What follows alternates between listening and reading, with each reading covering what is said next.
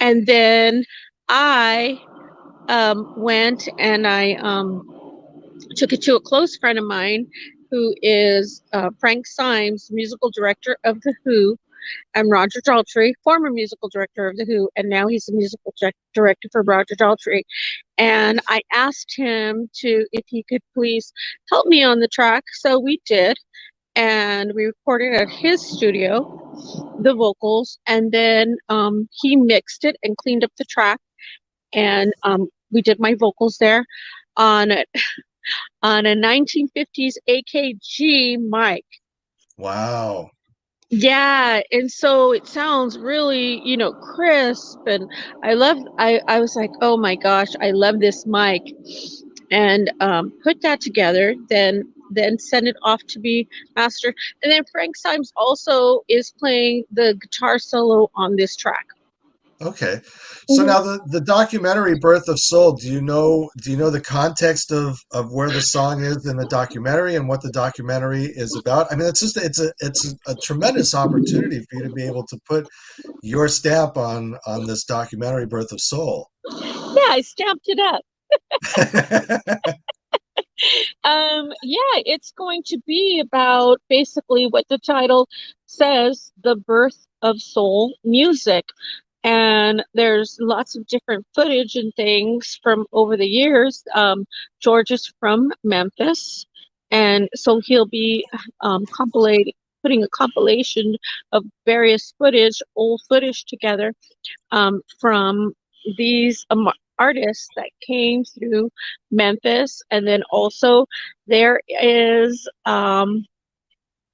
an upcoming tour involved with this. I can't, I Oh. can't, I can't totally give all the secrets away today until the ink is dry, shall we say?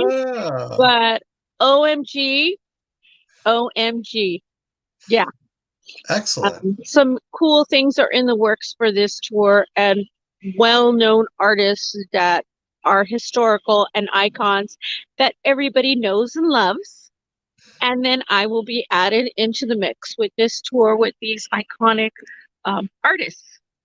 Wow. Now, did you get to go to Memphis at all to do any of the recording or any of the vocals, or did you do it all remotely?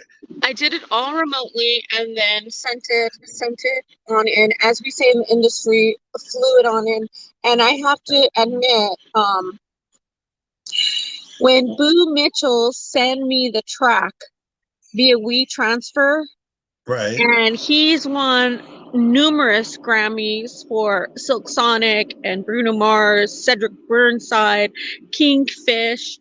I kind of had a little like freak out for a minute because he had so what he did was send me the stem files, and so that's every single file that is on that song. So it's the hi-hat, um Right. various things, the drum is everything is separate on the tracks.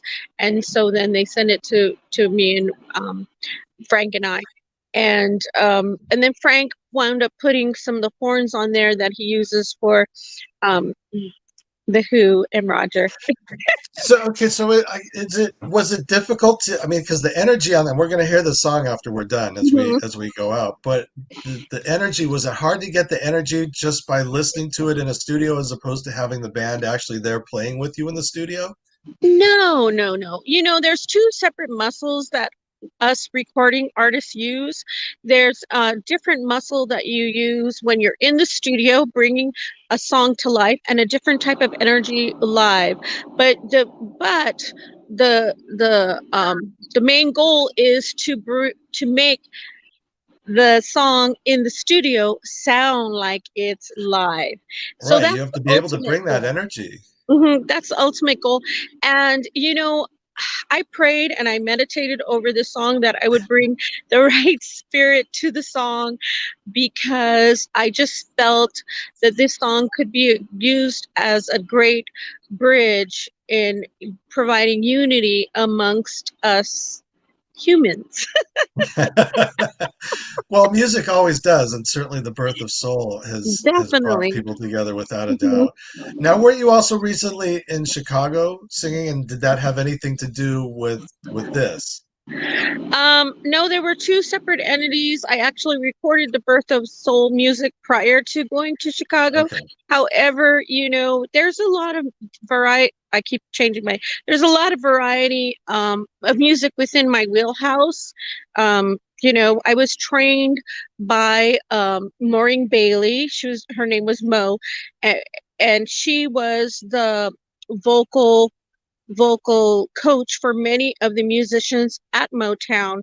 So, I think that because of that, I bring an authentic flavor to soul as well and R&B and as to the music, and I totally attribute that to her, and some of the techniques and strategies that I used on the song are definitely from Maureen.